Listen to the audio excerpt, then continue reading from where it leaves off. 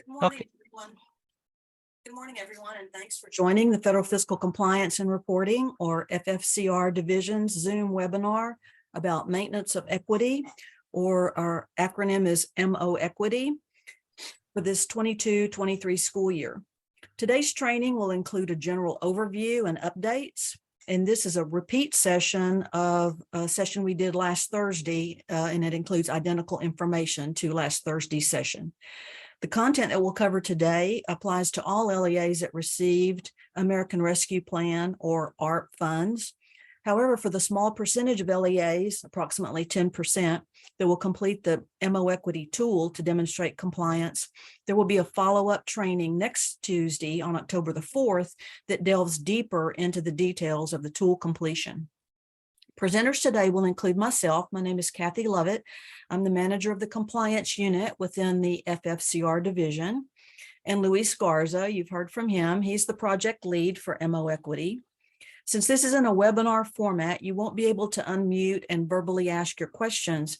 So we're asking you to be sure to type any questions you have into the Q&A feature. We have other members of our team on board, Tricia, Saida, and Ashley, and James, who are going to monitor questions and alert us to anything that comes up that's important that we can address in this presentation. I'll start us off by going over the agenda, then Luis will present some additional important information. I'll finish up, and then at the end, we'll address as many of the questions as we can that you have typed into the Q&A feature. Again, thanks so much for being with us today, and we'll get started.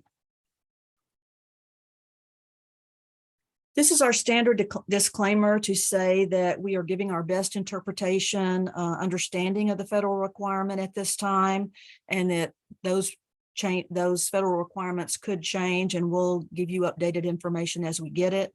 But keep in mind that our guidance does not constitute legal advice, and so we encourage LEAs, if they have a legal question, consult their own legal attorneys for any questions, issues, regarding legal matters. The topics we're going to cover today, we've done welcome and introductions. We're going to do an overview of LEA-level maintenance of equity, and we'll refer to it throughout the presentation as MOEquity. We'll talk about the purpose and intent, the requirements, the test methods, and the exceptions. We'll go over the next steps and timeline for LEAs. We'll give some information about the automatically accepted LEAs, which is the great majority of LEAs in the state. We'll talk about the options for LEAs that are not automatically accepted. We'll touch a little bit about tool completion and submission, so you can get an idea if that's the option that you want to choose.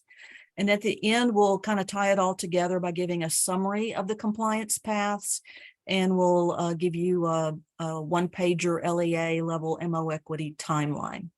So at this time, I'm going to turn it over to Luis. He's going to, and at the end, we'll do questions and give you contact information.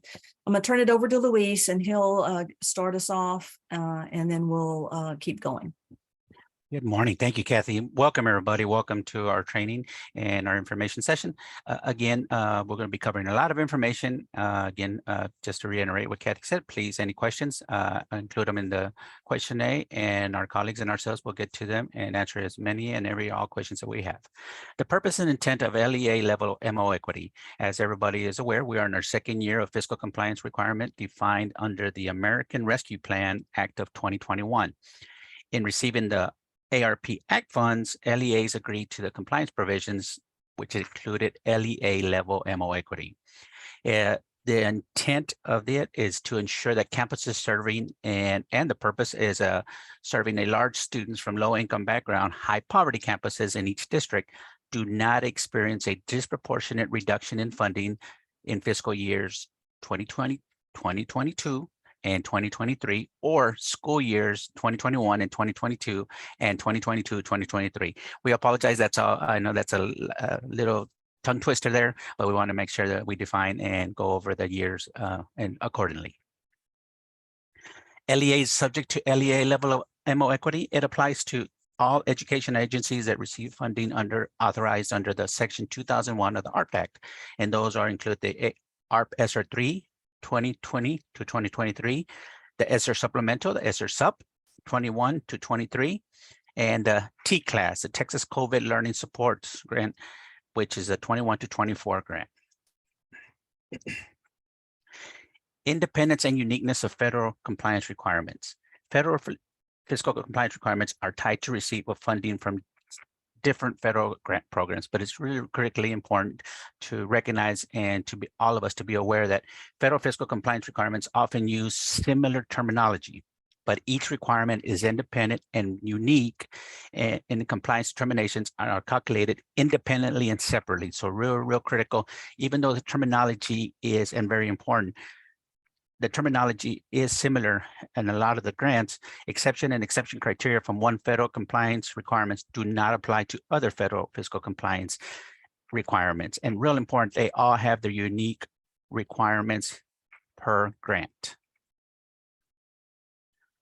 In meeting LEA level of MOEquity, LEAs must meet 2 tests. Under the ART Act, it prohibits any LEA that's receiving authorized funding by the Section 2001 of the ART Act in reducing combined state and local per pupil funding for any high poverty campus by an amount that exceeds the total reduction in, if any, of combined state and local per pupil funding for all campuses in the LEA. The second is the reducing the number of FTE staff per pupil in any high poverty campuses by an amount that exceeds a total reduction, if any, of staff per pupil in all campuses in the LEA.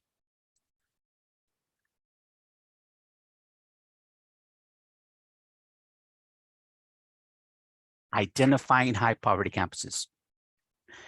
These are the campuses that are in the highest quartile, top 25% of campuses served by the LEA based on their economically disadvantaged students at each and every campus. The LEA should calculate this ranking using poverty percentages data that is consistent with October 2022, fiscal year 23, school year 2022-2023 as of fall PEIM snapshot data. So real important. This year, all LEAs will be using PEIM's fall snapshot data, and this will help them identify their high poverty campuses. Which state and local funding is to be included? All sources of state and local funds that an LEA has allocated to provide free public education for their students in their district. Does not include funds for capital outlays and debt service. Does not include federal funds or support from private donors or charitable contributions.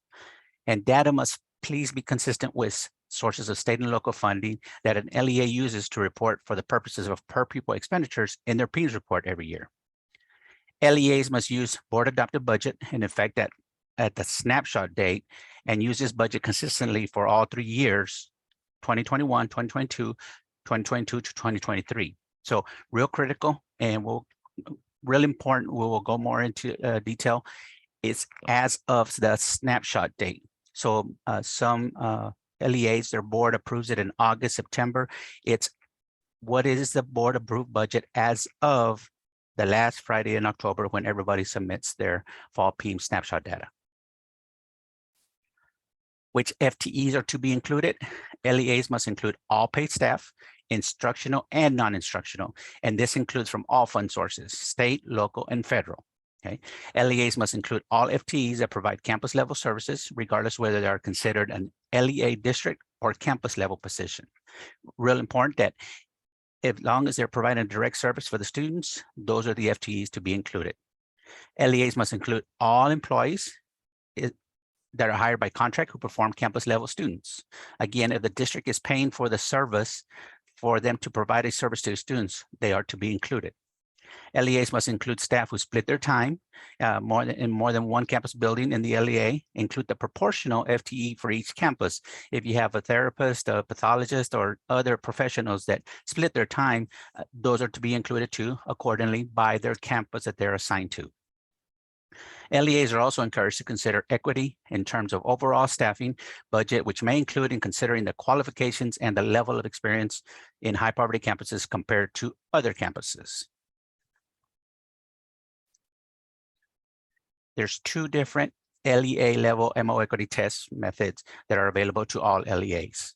An LEA has the option of choosing if they end up having to complete the tool is the district-wide method, which is after determining the top quartile 25% of their highest poverty campuses via PEIMS data, a comparison is made to the top quartiles data to the district-wide averages. So real important.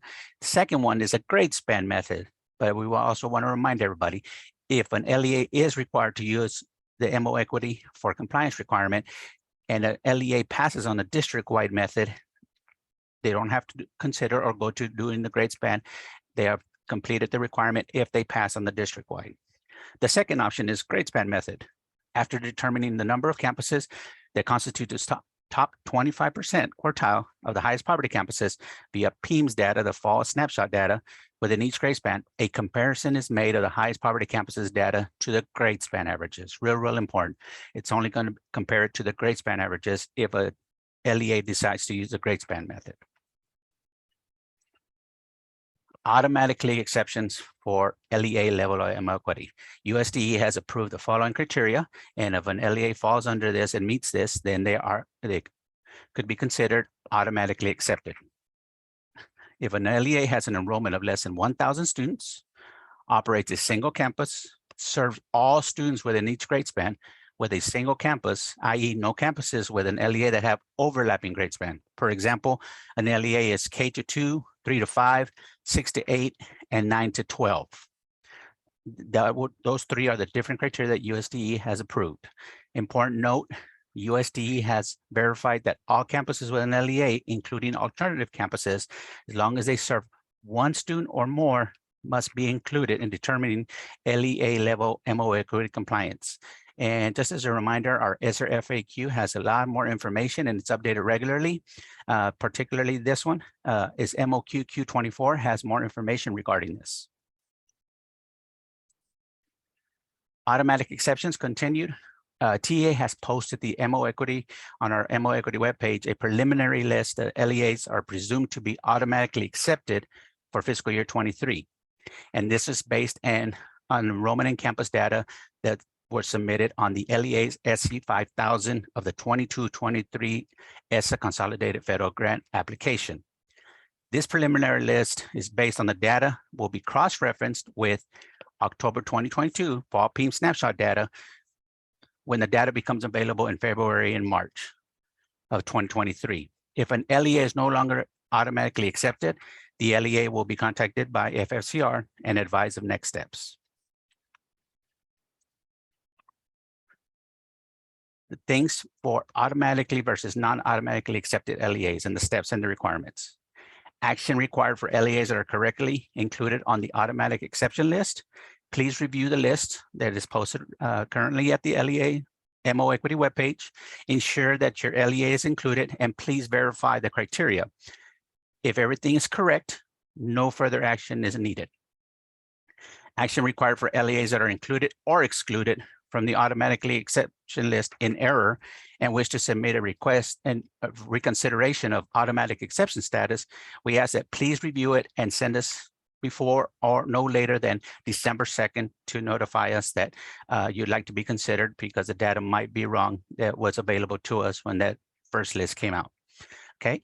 At this time, I'm going to hand it over back to Kathy, and Kathy will complete the rest of the presentation. And again, if you have any questions, please post them on the Q&A and we'll continue. Kathy?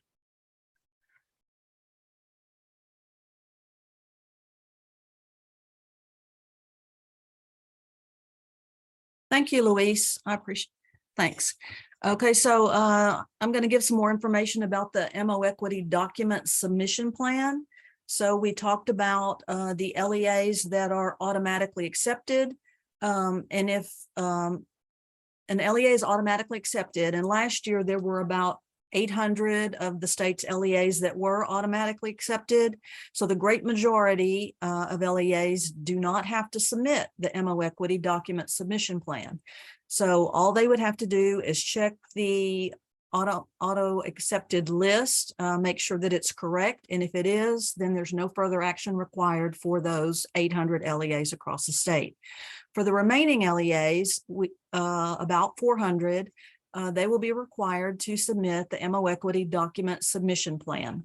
And so The requirements for submitting this plan is to complete this survey. It's a Qualtrics online survey. You just click the link, complete that survey by December 9th, 2022. And depending on which option you pick within the survey, there may or may not be some subsequent follow-up actions. So if an LEA picks the self-certification of exception, that equates to Appendix B in the USDE's Q&A document, and we'll go into more detail about that. If that option is selected, then no further action is required. Submission of the survey is all those LEAs would need to do. The second option is for an LEA to submit an exception request directly to USDE.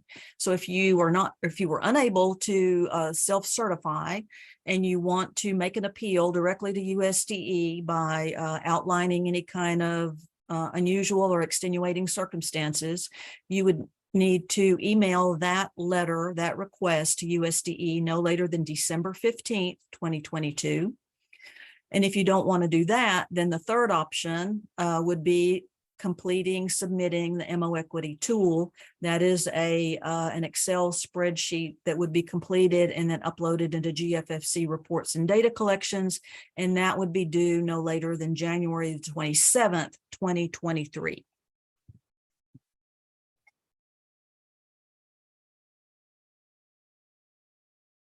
So these are repeating the options for LEAs that are not automatically accepted.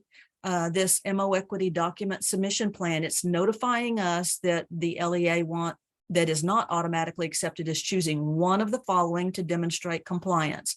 And again, about 800 LEAs are automatically accepted and don't have to do a thing, but confirm that they are correctly included on the auto accepted list. And for the remaining 400, you will submit the document submission plan, and you'll choose either plan 1, which is the self-certification, plan 2, which is a letter to USDE, or plan 3, which is completion of the MOEquity tool.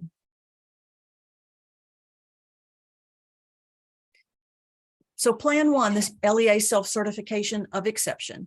USDE allows LEAs to affirm or certify that there is no aggregate reduction in combined state and local per pupil funding within the LEA in fiscal year 2023. And fiscal year 2023 is the 2022-2023 school year, the current school year. When compared to fiscal year 2022, last year, the 2021-2022 school year.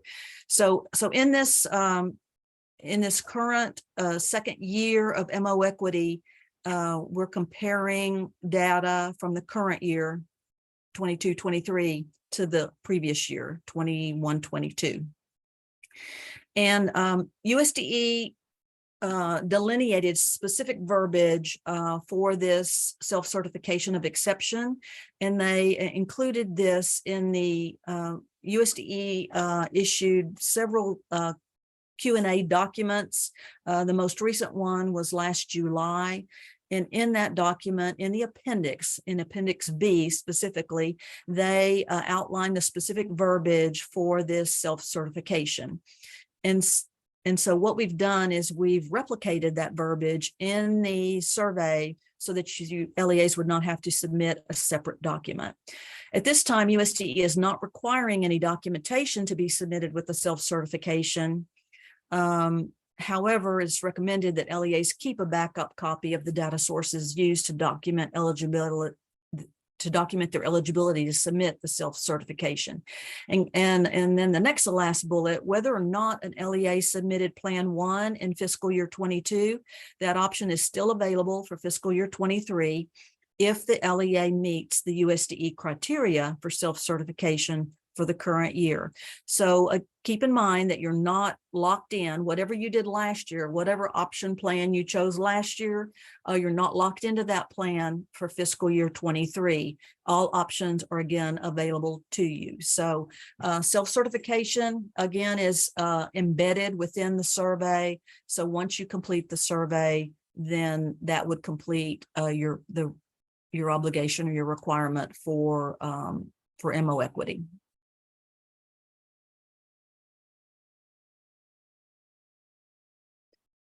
Plan 2, the second option is the USDE exception request. If an LEA is unable to certify that there is not an aggregate reduction in fiscal year 23, school year 22-23 in state, local per pupil funding within the LEA, if you can't certify that via Plan 1, then the LEA can submit a direct request to USDE citing exceptional or uncontrollable circumstances, such as unpredictable changes in student enrollment or a precipitous decline in the financial resources of the LEA as determined by the secretary. And secretary refers to the Secretary of Education at USDE. USDE told us last year, they indicated that exception requests would be reviewed on a case-by-case basis and that approvals would be very rare. And that did indeed turn out to be the case, because last year USDE, for the state of Texas, USDE approved only one exception request. And in that process, USDE did request LEA's financial data from TEA as part of the process for reviewing. And so we anticipate that would occur again. If an LEA is submitting this letter to USDE, they're going to ask TEA for some financial information related to the request. And we provide the email address here for the USDE email address is texas.oese@ed.gov. And we ask that you copy our division, FFCR division at compliance@tea.texas.gov. And these requests are due no later than December 15th, 2022. And then for LEAs that don't do Plan 1 or Plan 2, then the third and last option is the completion of the MOEquity tool. So if you don't meet the USDE's automatic exception criteria, if you cannot certify no aggregate reduction, and if you do not choose to submit an exception request directly to USDE, then the last option is to complete the MOEquity tool, which does the calculation of compliance.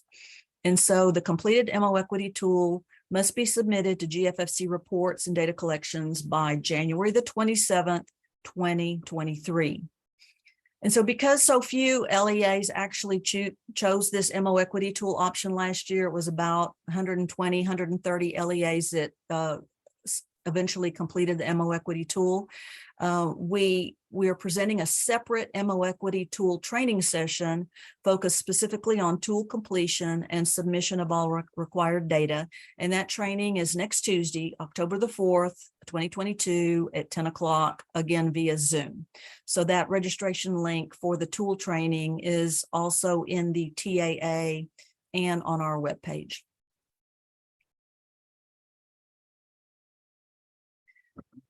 We'll give a little bit of information about the MOEquity tool so LEAs can decide which way they want to go.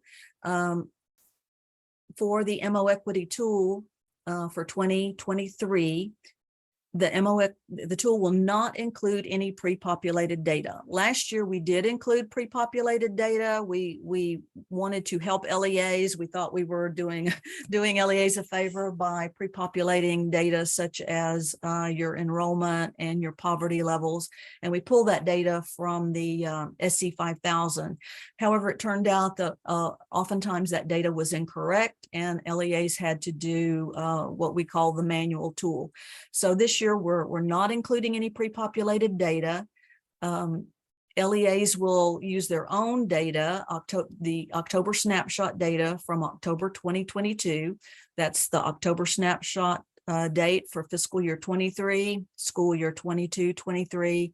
So everything, we're looking at all data coming from the October 2022 PEIMS fall snapshot date.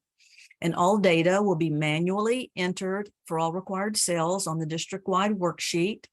And we have provided on the MOEquity webpage, we have right underneath the tool on the webpage, we've included a LEA data sheet that includes the campus number, the NCES number, and campus names for all LEAs across the state. So we wanted to help you out a little bit by providing those numbers that you can copy and paste into your tools. So you'll see that if you're doing the MOEquity tool and you need that data, that is on the MOEquity webpage.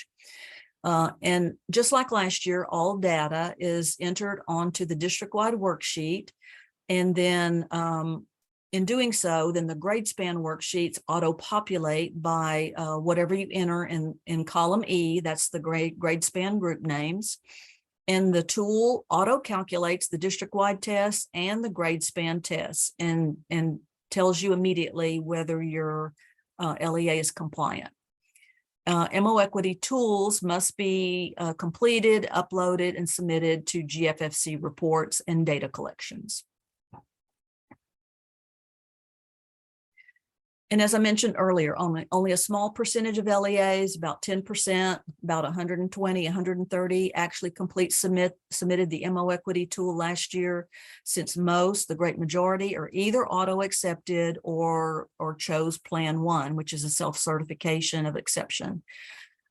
So just another reminder, we're presenting a separate MOEquity tool training session focused specifically on tool completion and submission of all required data. That's next Tuesday, October the 4th at 10 a.m.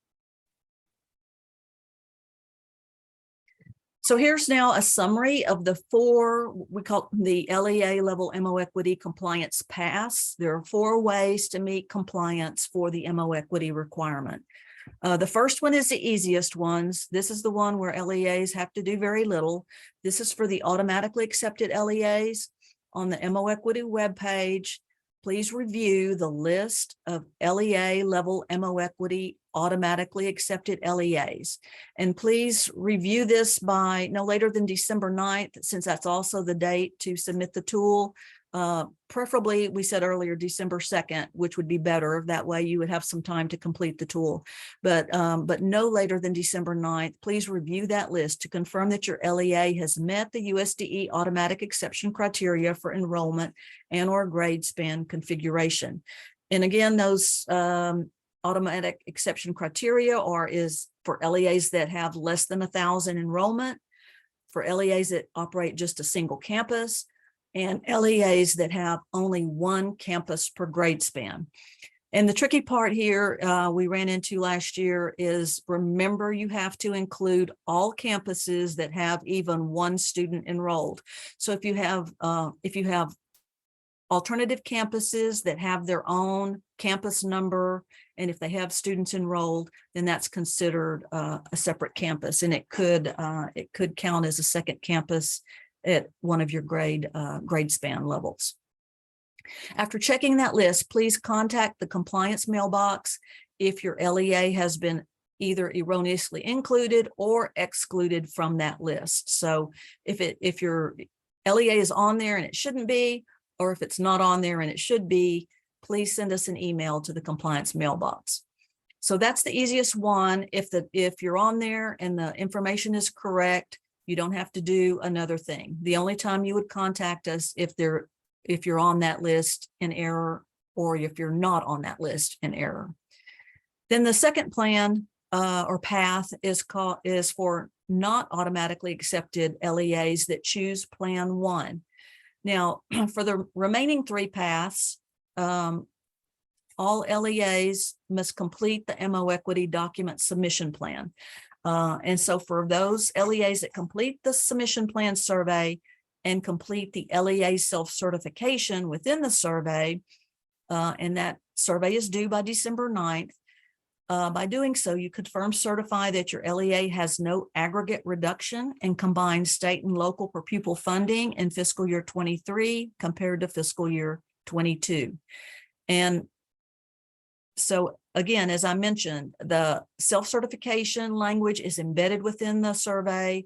Once you choose that option, you submit the survey, then no further action is required of those LEAs. The next 2 options for LEAs that are not automatically accepted, they require some follow-up, an additional step. So the first one is we call Plan 2, the third path for not automatically accepted LEAs. You complete the MOEquity document submission plan survey. Again, that's due by December 9th. You notify us that you'll be seeking to be accepted. by writing a letter directly to USDE. And we've repeated here the USDE email address and the compliance email address. And USDE has let us know that they must have all of these individualized exception requests by and no later than December the 15th. So if you're if you decide you want to do this, pay particular attention to this deadline because it's hard and fast. Then the last option for LEAs that are not automatically accepted is Plan 3, completion of the MOEquity document submission plan by December 9th, to notify us that you're going to be completing and submitting the MOEquity tool. And then the follow-up required for that one is to complete and submit the tool into GFFC reports and data collections by January the 27th, 2023. And here we've summarized all of the dates, all of the timelines, all of the actions required. So on September 15th, our division had a TAA or to the administrator address letter posted on the TEA webpage to announce this fiscal year 23 LEA-level MOEquity project launch. The first deadline is December 2nd. That's when we ask LEAs to notify TEA if there are errors in the auto accepted list by emailing the compliance mailbox. Then the survey deadline, this would be required of all LEAs receiving RPAC funds who are not on the automatically accepted list. This deadline is December the 9th. We're asking all LEAs that are not on the list to submit the MOEquity document submission plan survey to let us know which of the plans, 1, 2, or 3, that you're choosing. December 15th is the firm deadline for LEAs that opt to seek an exception request directly from USDE. They have to submit data, documentation to the USDE email address and copy compliance. And then the next deadline for LEAs that choose to do the tool is January the 27th, 2023. And then after those tools are submitted in February and March, then TEA staff review the submissions to ensure compliance and request clarifications and or resubmissions as necessary.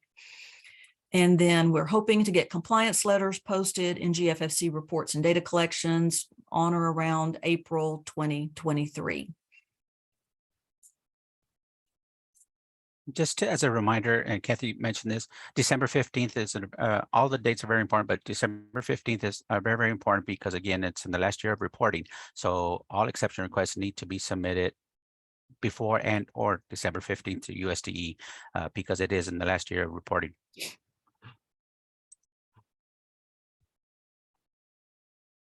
So this is our email address. You've probably got it memorized by now. We give it to you over and over.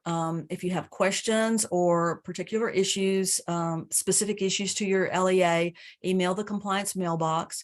If you have broader MOEquity questions that should go in the ESSER FAQ, there's a separate ESSER FAQ submission form, so you can use those links to do that, and then your question and our response will be included in that larger document called ESSER FAQs. And then we have a link here to our MOEquity webpage, where we have a wealth of resources. We have the MOEquity handbook, we have these training PowerPoints, the MOEquity tool, the MOEquity tool instructions. Those instructions are within the handbook, and then also a link to the survey. So if you have questions, the first quick place to look is that MOEquity webpage, because a lot of questions are answered there. So we have several questions that came into the Q&A feature, so we're gonna just go back to the Q&A questions and contact information. Yeah, there you go. And so someone asked, is there a PIMS report to run to determine the staff so that all districts report consistently? So we refer you back always to the October 2022 snapshot date data.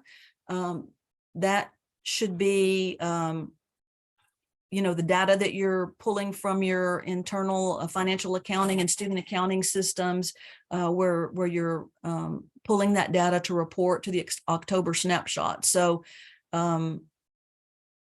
there's probably not a report ahead of time because you're going to be submitting the data that eventually creates those reports. So I would say use the same data that you will be using to report October 2022 snapshot data.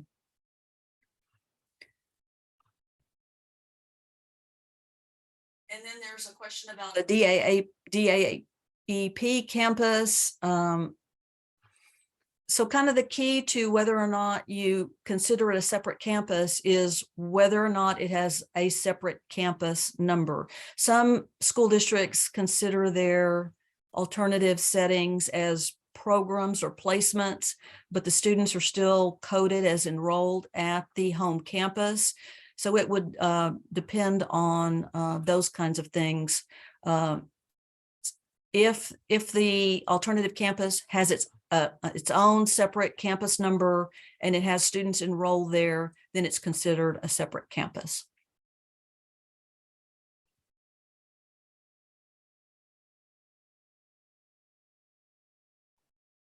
Luis, you're muted. Okay, we have a question. Where can we see a copy of the survey before we go into complete? So see the information for self-certification. The survey itself allows you to review anything and everything before you submit. Every word, verbiage, everything in there. It does not go in until the representative that is completing it actually hits submit. So the survey in itself has all the information. If you choose to select that one, read the verbiage, and you don't agree or your LEA is not eligible, you can simply go back and recheck another one, either 2 or 3, and then go move forward. It will not submit anything until the rep itself submits it and verifies what the information that they're going to submit and agree to. So that's the simplest way to do it. And along the line, can you clarify aggregate reduction? That question itself is also on the ESSER FAQ, but it's also at the USDE. The verbiage specifically what they shared with us from USDE is included in there. Again, the aggregate reduction, to give you more information, is on the ESSER FAQ and also on the survey in itself. Okay. So I'll just add that aggregate reduction would mean aggregate meaning overall. So if you take the funding from one year to the next, if you don't have a decrease in funding from fiscal year 2022 to fiscal year 23, if when taken together, your funding increases, then that is how USDE has defined aggregate reduction. Essentially, if you completed the MOEquity tool and entered all the data and the calculations showed that there was no reduction, there was no average reduction across the LEA, then that would mean that you would be eligible to submit the self-certification. We have another question, Kathy. We have district level personnel that serve teachers with PD for classroom and instruction improvement. Are we to include? USDE has clarified those that are providing a direct service to the students. So in that situation, from the question that has been submitted, no, you would not be able to use that personnel unless that personnel is providing a direct service to the students on the campuses. So that is not to be included. It's only those personnel, regardless of who they are in the personnel, if they're providing a direct service to the students on one or more campuses.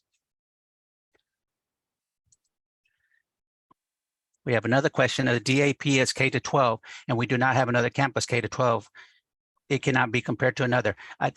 We went over it briefly. Again, the determination is going to be made by the LEA because it's going to depend on the students that were actually enrolled.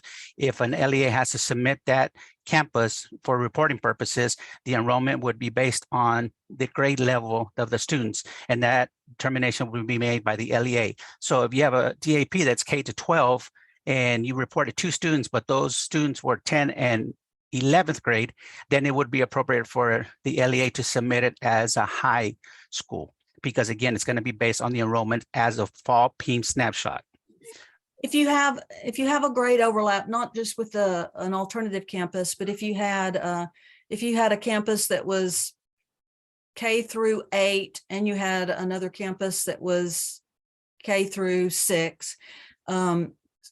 So you would probably classify the K through 6 campus as an elementary campus, but the K through 8 campus, you would look at where the majority of students are enrolled. If the majority of students are in a typical elementary K through 5, then you might call that an elementary campus. Or if the majority of students are 6 through 8, then you would call that a middle school campus. So when there's not a clear cut or a distinction as to whether it's as far as the grade overlap, then you look at where the majority of students would fall. Would they fall as an elementary campus or a middle or a high?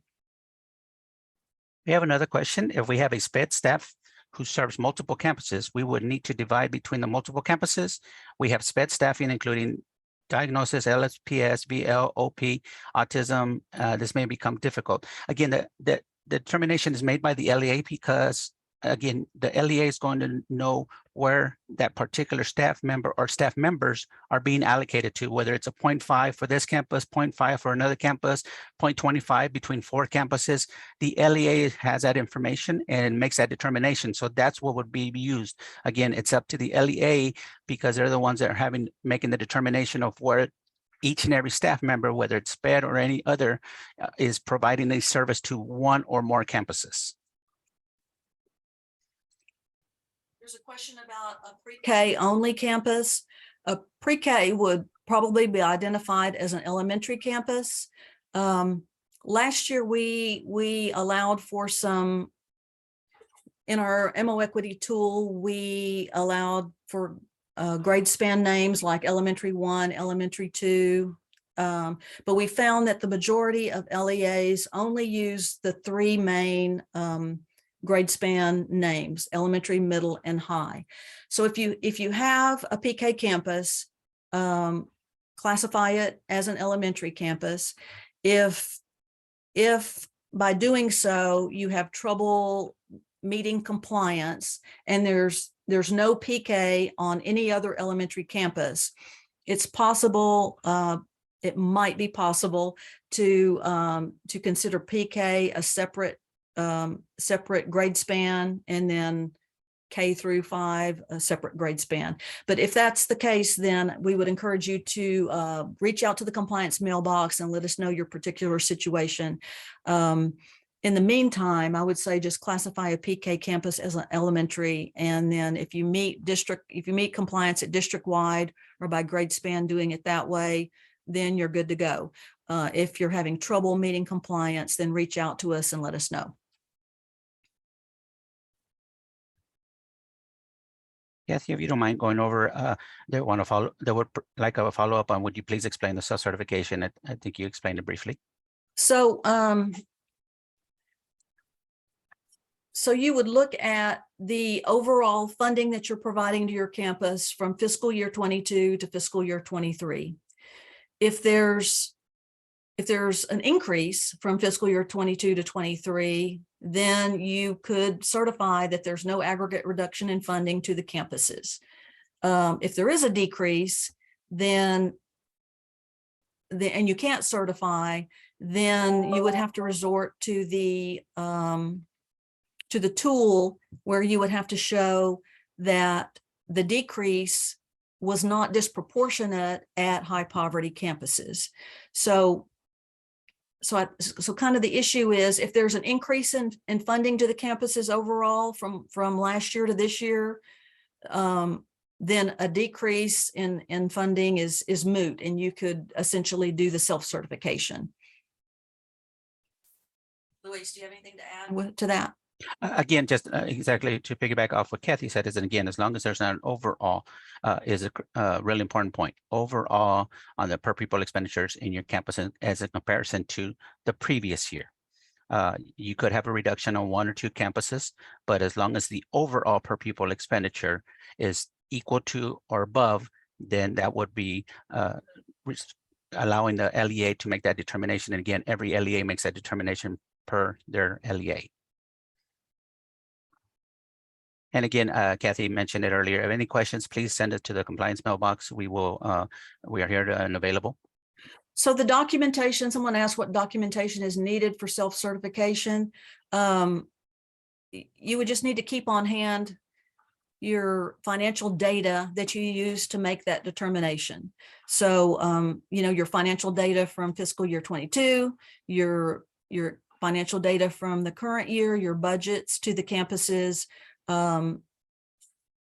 doing the comparison, internally, and then keeping that documentation so that if USDE comes back later and says, okay, XYZ LEA, we want to see your, why you self-certified, then you would have that to submit, or if TEA asks for it at some point.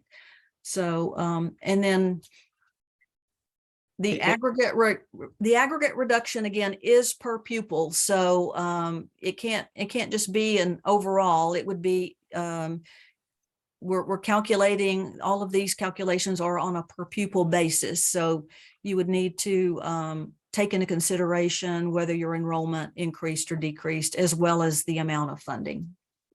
Piggyback off what Kathy was just shared. If funding increased, but enrollment increased, again, it's per pupil. So real important, can we still self-certify? The LEA will make that determination because again, the tool and what you're considering is per pupil, not necessarily, you're not looking at each campus, you're looking at per pupil and the enrollments enrolled in each campus and overall as a district. So really, really important. Here's another question. I do have an increase, but was under the assumption that I had to complete the tool because I did it last year. Again, it's going to depend. And each LEA makes that determination themselves for what is the best option for their LEA and where do they fall. Okay. To answer your question, yes, if there is a change and you have made that determination for your LEA, yes, you could change it. Okay, Kathy mentioned it earlier. It's all options are open for fiscal year 23. If you did self-certification on the first year, that doesn't mean that you're bind to it for this year. All options are open again. But on the flip side, if you didn't do self-certification the first year, but are eligible now, then all options are open for fiscal year 23 to all LEAs. Someone asked if there's an example of the self-certification request. As Luis mentioned earlier, you can actually go through the survey and choose the self-certification and read the verbiage. And you can go through that point without submitting, and then you could back up if you decided you didn't want to do that. And then another place to read the self-certification language is on our website. In the resources section, there's a USDE Q&A document. And as I mentioned before, it's actually the very last page of that document. It's called Appendix B. So refer to the USDE Q&A document, go all the way to the end, and you'll find Appendix B that has the exact language in that self-certification. We don't have any more questions at the present time, but again, just to reiterate to everybody, if you have any questions, please send them to compliance. If there's any particular questions that you can submit also to the SRFAQ, and please submit those. Kathy? We'll wait a few minutes. We have about 10 minutes left, so we'll give them a couple more minutes to see if someone comes up with a question. We really appreciate everybody's time and joining us and being with us here today. We are here available, all of us, the whole team, to assist all LEAs with this MOEquity, LEA-level MOEquity requirements. So for LEAs that are doing, that are automatically accepted, or if you're pretty sure you're going to do the self-certification, then you have all the information that you need at this point to complete those tasks, and you would not necessarily need to tap into our MOEquity tool training next Tuesday. But for those LEAs that are opting to do the tool, there are some changes, a few changes in the tool format this year. And so we would like to go more in depth on those changes and the step-by-step of completing the tool next Tuesday, October 4th, another Zoom training at 10 a.m. So if that's the way you're going to go, we would invite you to join us for that follow-up training on next Tuesday. Something to share with all LEAs. I had an LEA inquire how come they were not allowed to be on the automatically self-certification, automatically accepted list this year because they didn't have an overlap. and we covered it just as a reminder. They also had included an alternative campus, and like Kathy mentioned, as long as it's inactive and has a campus number, even if you report one student, USDE has verified that all campuses that report students need to be reported.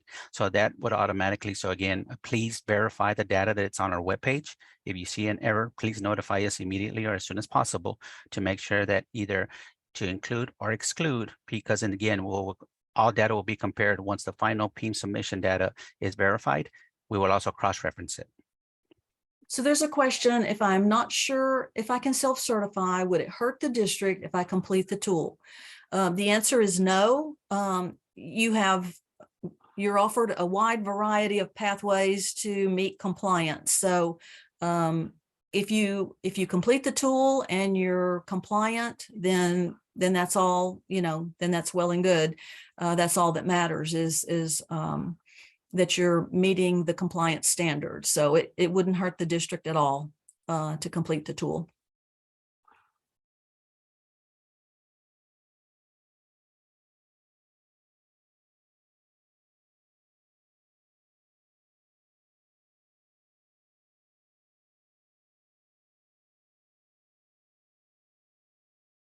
We're hoping that anybody that is requiring the tool training, please join Kathy and I and the team next Tuesday, and we will go. And then again, if there's any particular specific questions, please reach out to us and we will assist you all with those too. The link to register for the tool training is on our website and also in the TAA letter that was posted on September 15th.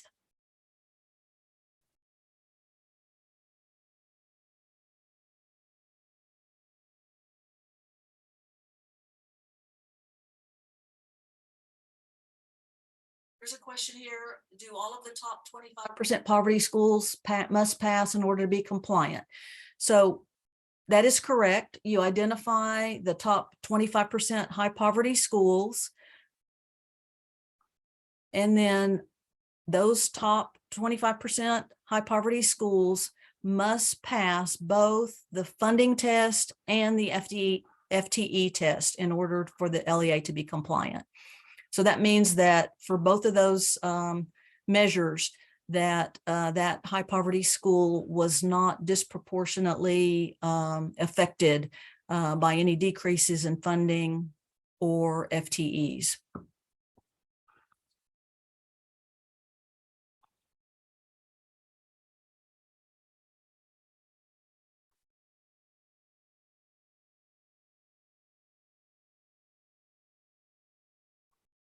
There's a question in the USDE for FAQ document. Is it Appendix A or B? Appendix B talks about exceptional or uncontrollable circumstances. So it is Appendix B. We did ask LEA this. We did ask USDE the question about, we asked them to explain what Appendix B meant. And they clarified that it means that there's not an overall reduction in per pupil funding across the district. So even though it does use those terms, exceptional or uncontrollable circumstances, it's not to be confused with the USDE individualized exception request. It's Appendix B, what we call the self-certification of exception.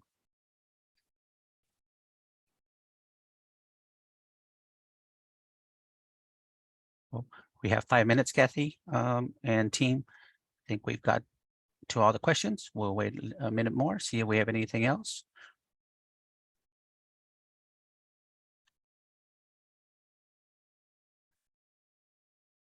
The recording will be available on our website, and that way anybody can access it.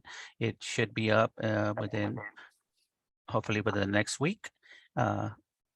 And it will be available to everybody. The slides are already there. The presentation, the PDF versions are also on there, and those can be accessed at any time for any staff representative that needs it. So again, on the MOEquity webpage, we try to get everything on there. So there's a question that came in. If we self-certify, am I understanding that we do not have to worry about the FTE comparison? The self-certification is strictly about the funding, overall aggregate funding, and it does not ask any questions about FTEs. That is correct.